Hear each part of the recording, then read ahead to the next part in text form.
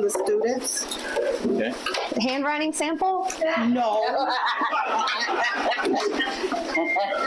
Okay, I'm gonna come back here. All right, so no cheating. Name 5 constitutional amendments and with a brief sentence on what they say, and 3 sentences from the preamble of the Constitution. Sorry, I am not in an examination. I'm in a debate. I'm in a candidate forum. If you putting me on the spot to want to get questions about constitutional amendments, I think I can get my constitution. I can pull my constitution up and then I can pull that out. I don't think that's relevant to CD7 and my race. I'm sorry. Well, I'll just tell you why it came up in law class.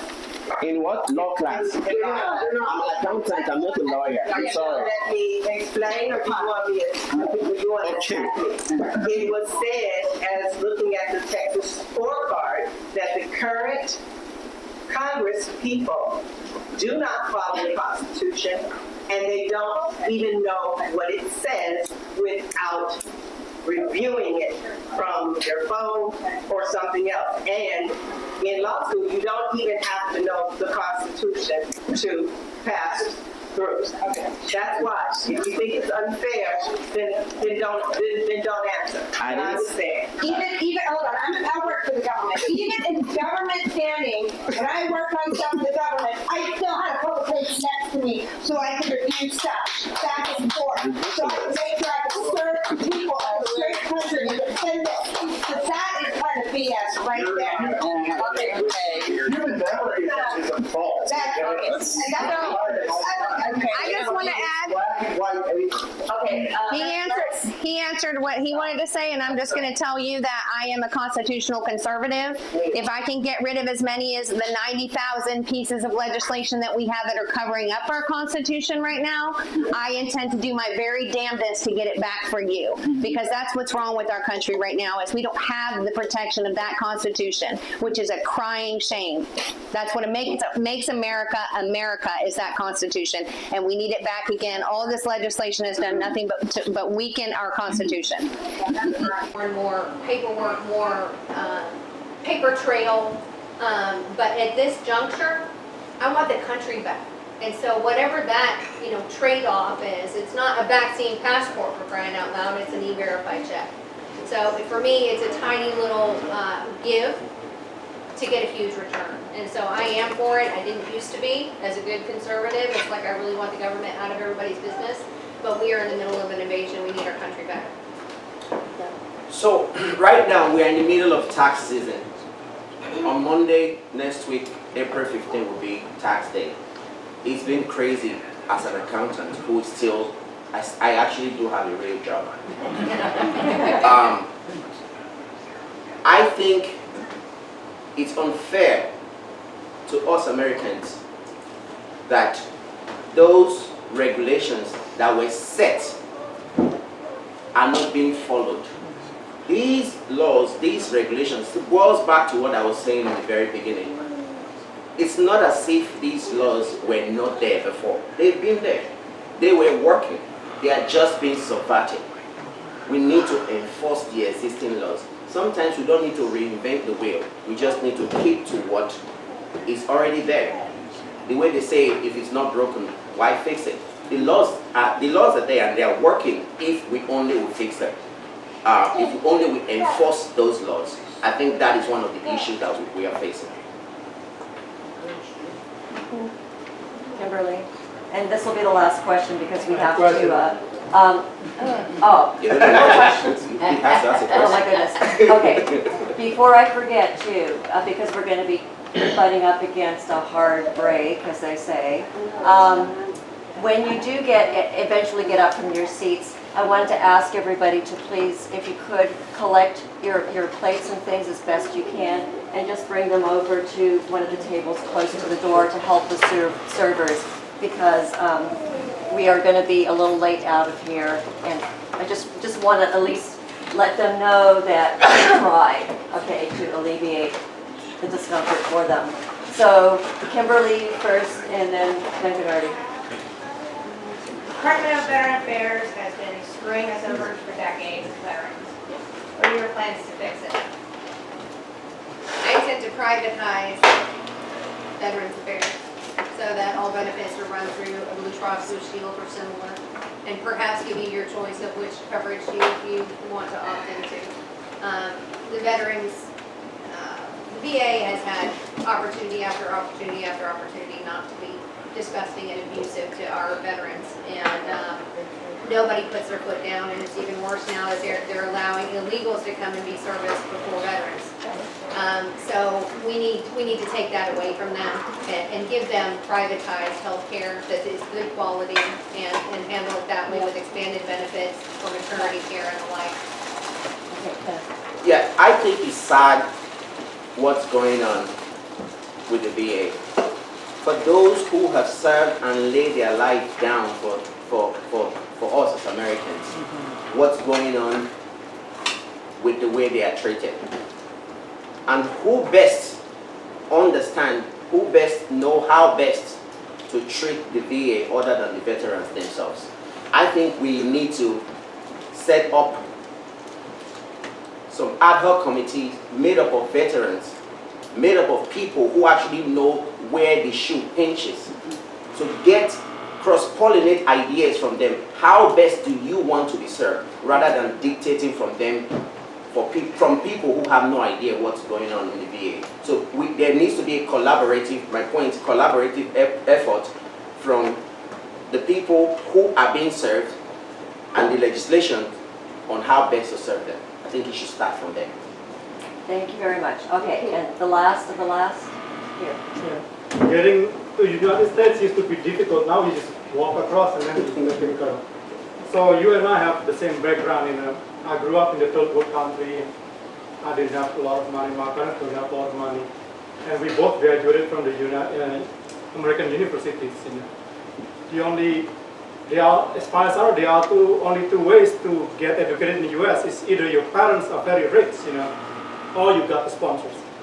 So, and that's how I came to the United States, because I got, take the test to get a scholarship and I passed, and then therefore the consortium of oil and gas took care of my visa application and paid for my education. I was wondering, how was your experience to get to the United States? No, I mean, you're right. We both have very similar antecedents as first-generation Americans, and that's why we have a very unique perspective of how, having seen the world outside of this country, the perspective of how immigrants, the struggle that we go through to be able to. I can tell you one thing for sure. Sorry for digressing. It is tough. I probably didn't mean to go this route, but let me put it out here. It is tough to be running for a public office as an immigrant. It is tough. And I'm saying that without missing words, because we have people who are trying to make you, quote unquote, feel un-American. We need to search our soul. We need to be, especially as conservatives, you point one finger, we point one finger to the Democrats for using tactics that are inimical, that are divisive, and that are at variance with what it should be. But three fingers point back to us. What does it mean to put on a flyer, born in America, made in the USA? We are all Americans. No American is more American than any American. We are all, you are an American, I am an American, you are an American, we are all Americans, and there's no one that will make me ever feel less of an American than I am. I went through the educational system as well. I did my first degree in accounting in Nigeria, and I studied for my master's degree at the University of Southern California, USC, before I became a CPA in Texas. My wife was born here. She's a medical doctor, and by the grace of God, we are blessed with a set of triplets. I am living the American dream. Yes, I am living the American dream. Did that answer the question? Who's sponsoring you when you get into the United States? I took, student loan. I was already married before I went to for my master's degree. So his wife is sponsored. Okay, That's great. okay, it works. All right, so we are going to finish now, and want to thank you for coming, all of you. We will be having our next meeting May 13th. Okay, so response, 2 minutes. Okay, so we're going to set it up with a Senate question first. Okay, that's yes or no, and that gives you the context, and then there will be the actual, content of the question. So the first topic is healthcare. Do you support Obamacare, yes or no? Caroline, sorry. I do not. It's part of my platform to have that repealed. Yes or no? No. No. No. Okay, then 2 minutes each. What is your plan then for affordable healthcare? Less regulation, less controls by our insurance carriers. Just the repealing of Obamacare itself will automatically decrease our costs by 15 to 18% and continue to cut those costs. There is far too much administration and overhead that's required for us to go see the doctor, so that when you go see your doctor, there's 5 or 6 administrators for every doctor that's in your office, and we've got to stop that. Yeah, so costs actually, before Congress struck down an aspect of the Obamacare that has to do with the penalty, where if you have someone on your tax return that didn't have health care insurance, you get penalized for that. When Obamacare just started, Congress struck that down, and after that, right now, when you prepare tax return and someone doesn't have a health care on the tax return as one of your dependents, you no longer get penalized. So those are some of the faults or some of the lapses that exist in Obamacare that I think should be repealed. Okay.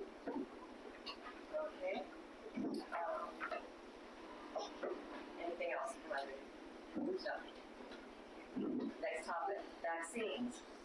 Do you agree that vaccines should be mandated by the state and or federal government for adults and children? Yes or no? No. No. Okay. Then how would you vote on the decision to allow the WHO or any other NGO to decide policy during a pandemic? It should be up to, for issues that have to do with healthcare, like the vaccine. I think it should definitely be up to the individual to make that decision if they decide to want to take the vaccine or not. No individual should be forced or mandated to take in a vaccine if they are not willing to do it. The American people shouldn't be held hostage by foreign entities, which is the crux of what is happening with the World Health Organization and the World Economic Forum.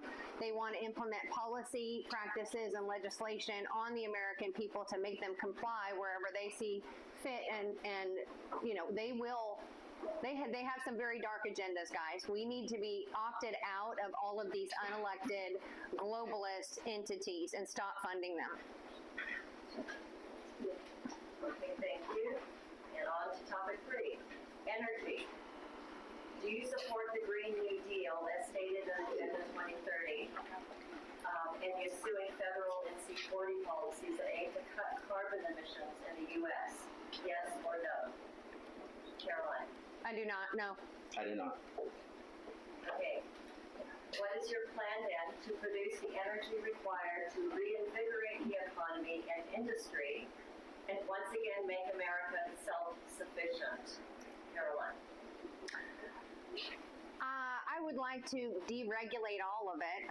We need to make nuclear as frequent as possible. I know that not all landscapes are conducive to having nuclear power plants. There's some low-profile ones that we can get into place that are not so susceptible to weather issues or earthquakes.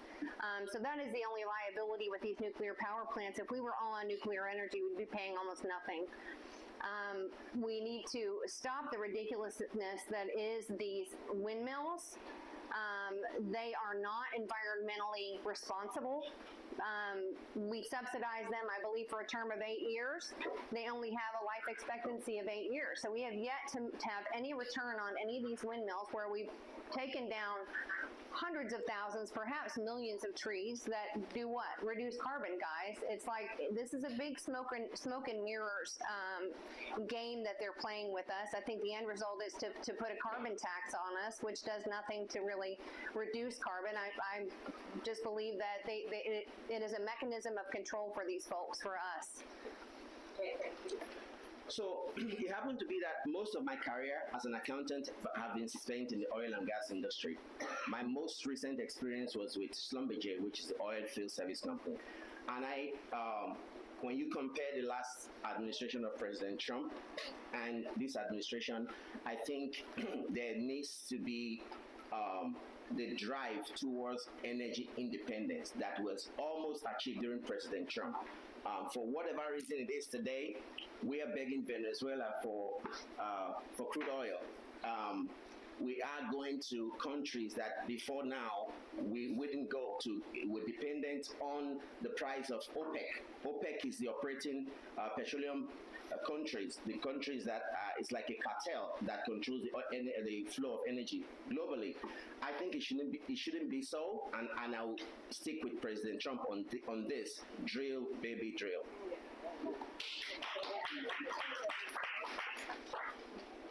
Fourth topic. Gun rights. Do you believe the federal government should restrict legal gun ownership? Yes or no? No. No. Do you believe restricting gun ownership would reduce crime in Texas and the U.S.? Yes or no? No. No. Then how would you address those who say we need gun control? There needs to be a The Senate. Oh, sorry. Sorry. Now I'm confused. You went first last time. I don't know. Carolina. Okay, sorry, Ben, go ahead. There needs to be a reorientation of the wrong notion that the more guns on the street that we have is directly correlated with the gun violence or the issues of people being killed with guns. When you take the start of the violence, the gun violence we have, is actually an issue that we as conservatives know the truth. That many of these guys are those who are holding the guns illegally, right? They don't have the guns legally. So we need to ensure that guns are not held by people who are going to mentally, maybe some of them are not mentally straight. There needs to be an orientation about that. And then as conservatives, my take on 2A, which is the Second Amendment, is that it's because of the guns that we actually have in this country that protects our First Amendment. So I would never want to repeal any views that will have guns taken down from people.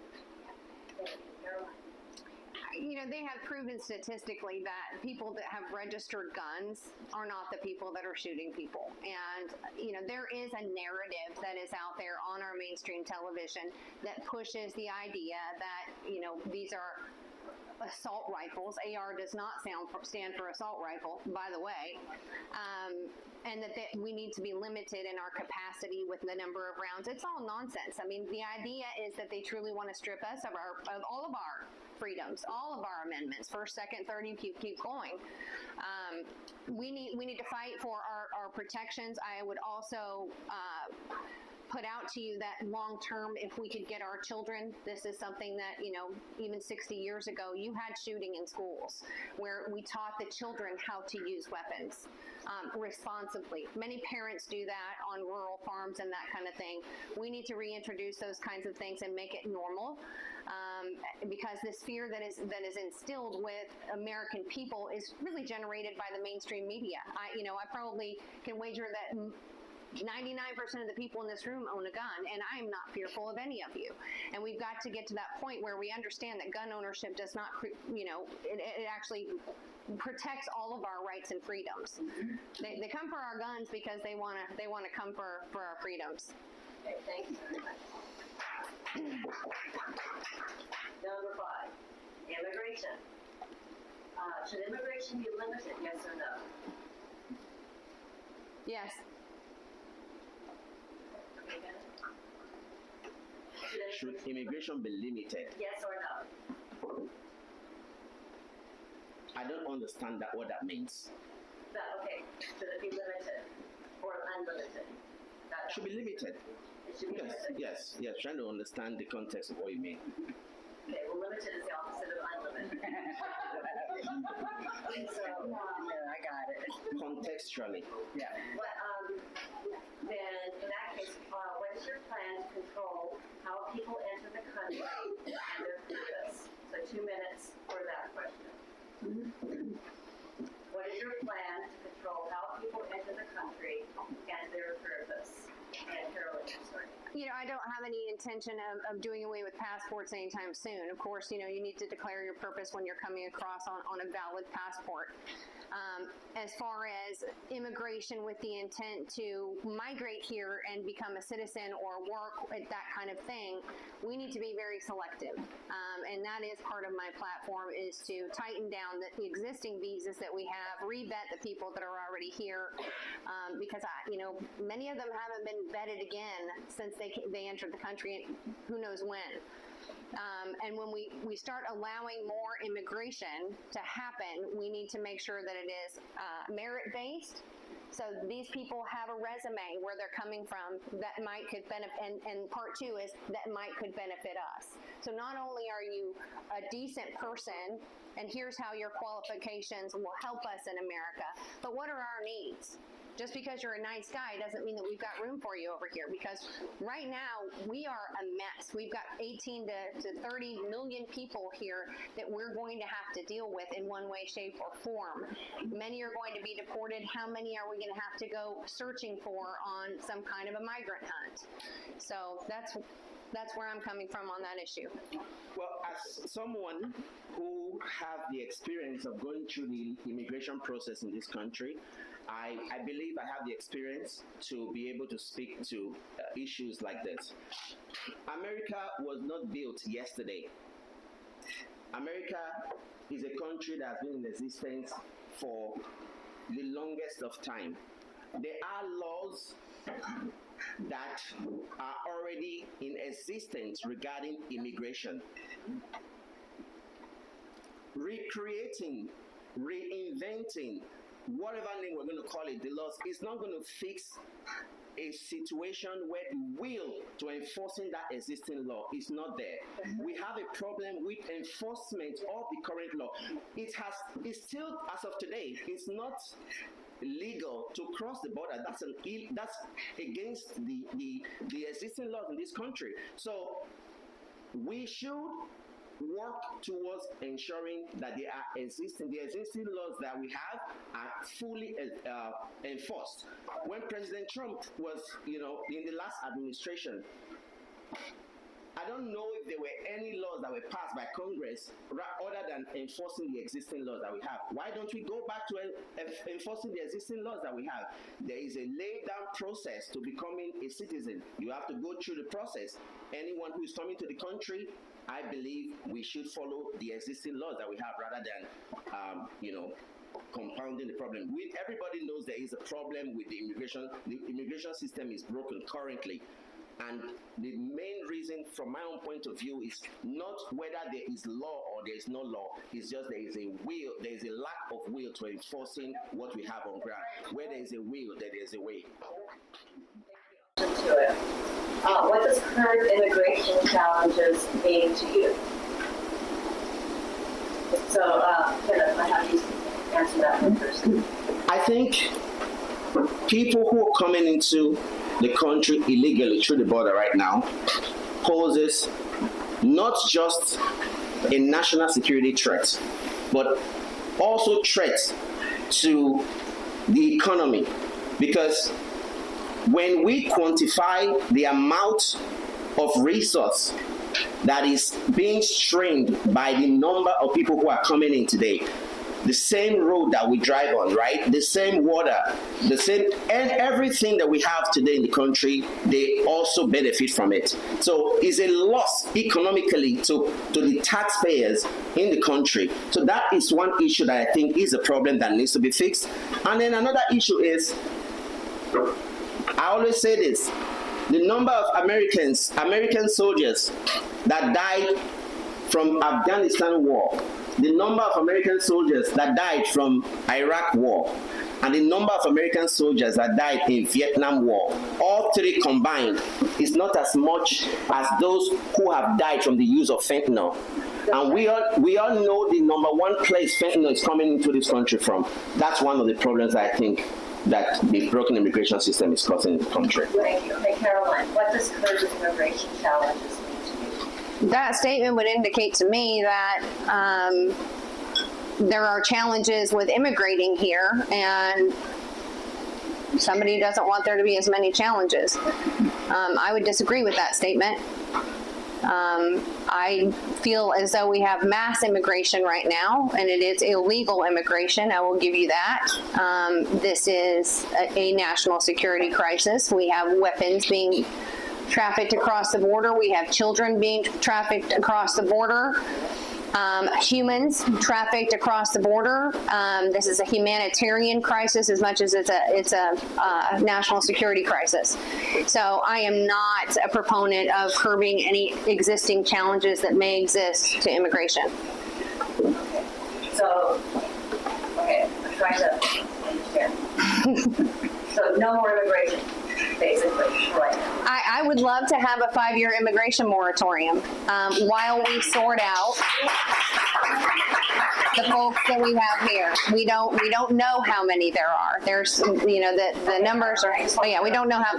Yes, I would love a 5-year moratorium on immigration. From everywhere? Yes, from everywhere. Home question. Okay, sorry. I voted out the question. I'm sorry. Okay, next topic, civil rights. Should the transgender issue be handled by each state or by the federal government? So each state or federal government?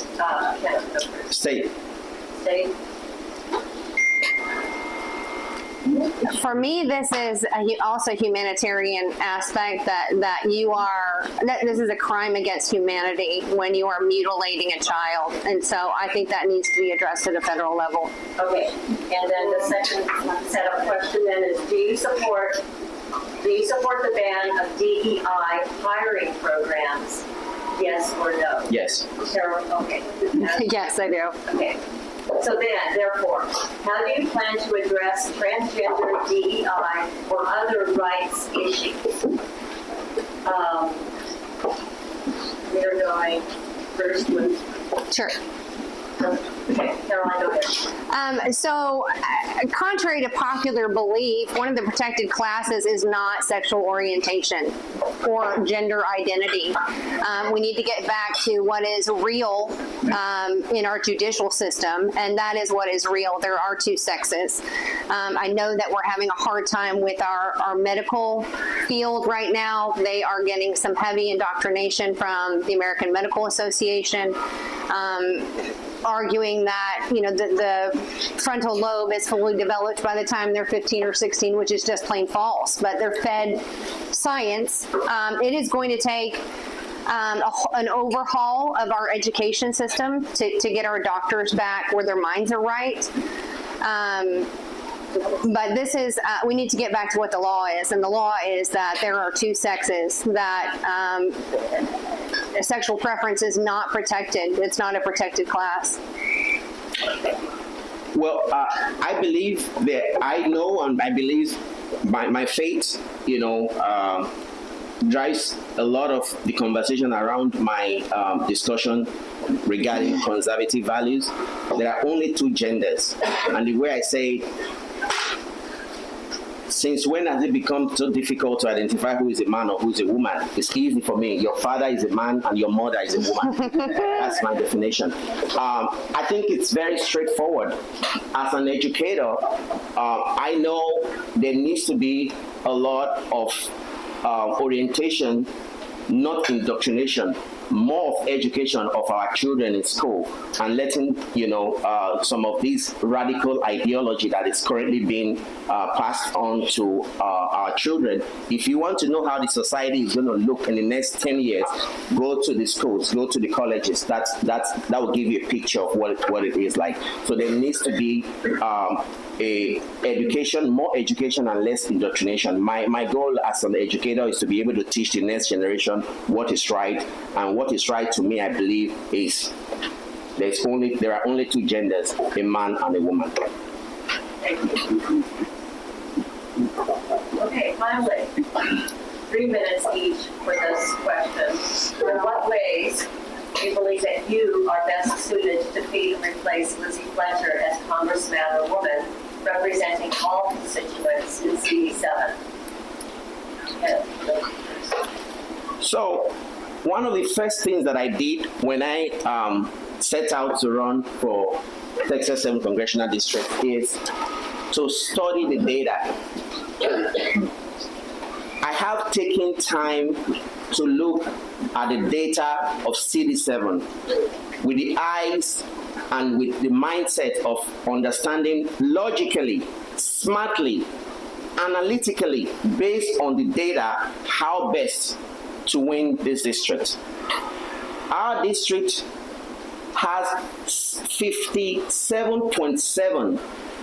That is approximately 58% independent voters. A lot of people would argue because the Cook PVI, which is a metric that is used to determine how blue or how red the district is, classifies CD7 as a D plus 13, is a write-off, it's not winnable. I don't agree with that because I know 57.7%, which is 58% of people who are independent in the district, we can go into that demographic. On ground, we have started the work. We are door knocking. Between when the primary was held, March 5th and today, we have already knocked well over 2,000 doors. Before the March primary, we already knocked over 5,000 doors. And we intend to do this at least knocking a minimum of about 40% of the entire district and getting acquainted with people with our message. We are going to go into the demographics and be able to share the message that we have, because many of the people in this district are people who we can relate to. In the last election, one of the most amazing things to me was the fact that the candidate who ran, who by the way was one of the most ground game experts that I have seen, Reverend Johnny Tig, I know he had a very good ground game, but the district reflects to a very large extent a demographic that is 72.5% minority district. And my sincere question to you, take off the blinders. Who do you think would relate to a district like that more? I believe we have the capability, we have the ability. I'm an accountant, I'm a CPA, I'm a college educator, and I actually live in the district. I believe we will be able to connect more with the district. My children go to school in the district, I have my business in the district, and I don't think anyone who doesn't live in the district can connect with the district more than somebody who lives in the district.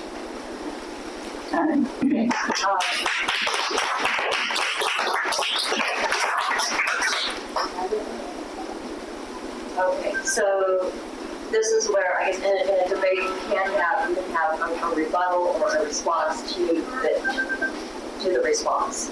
So Caroline, do you want to give? I'm just going to go into it if that's all right. You want to go into yours? Yeah, sure. So I have lived in Houston for 40 years. A lot longer than Mr. Omaroi. I consider myself to be quasi-native Houstonian. I was 13 when I moved here. So I say y'all, and everybody in this room knows that I give you a hug before I'm going to shake your hand. And that's just who I am. I am Texas through and through. I'm not ever going to look at this district and say it's this many minorities and it's this many of that and this many of that, because I am so sick and tired of us being divided. We don't get the country back unless we stop dividing everybody, okay? I'm not going to say that I'm going to unite this one and unite this one. I'm going to stop dividing, okay? I am a leader. I have a very diverse staff, a very diverse portfolio of properties. I have been in property management for 30 some odd years. I manage seven different companies plus my own, so 8 companies. So that's what I do. I look at the money. I look at the money and say, is this working? Is this working? I analyze, break down. What I can tell you is this federal government is not working. And the only reason that I am running for this office and not state house or school board, because those are super important positions, and I'm going to tell you that they're more important than the position I'm running for, is because I want to give them back the power. Okay? We don't get back our state and local government without releasing the reins from the federal government. They have a chokehold on everything because of funding, okay? So, yes, the state of Texas could opt out of the Department of Education if it wanted to, and it doesn't, okay? So the agenda keeps getting spit down from a federal level, really from the World Economic Forum. This is a Marxist agenda, okay, that is spilling out through our teachers' unions, through the Library Association, through the Department of Education. Unless we defund that, unless we defund all of these non-governmental organizations trafficking kids, trafficking guns, we don't get the country back. All right, so I want to go up there not to make a name for myself. I don't want to be a somebody. I have no desire to be a somebody. I want my country back, and I want it back for everybody in this room. And I intend to go get it. I'm not taking any dirty money. I'm not taking any lobbyist funds, no PAC funds, nothing like that. And you have my word. I will put it in writing to you. I'm never taking any kind of special interest money. I work for you. And you will be proud of that.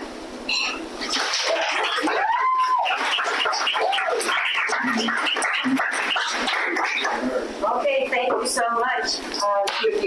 Thank you. Excused. Thank you. Thank you. Thank you, Kane.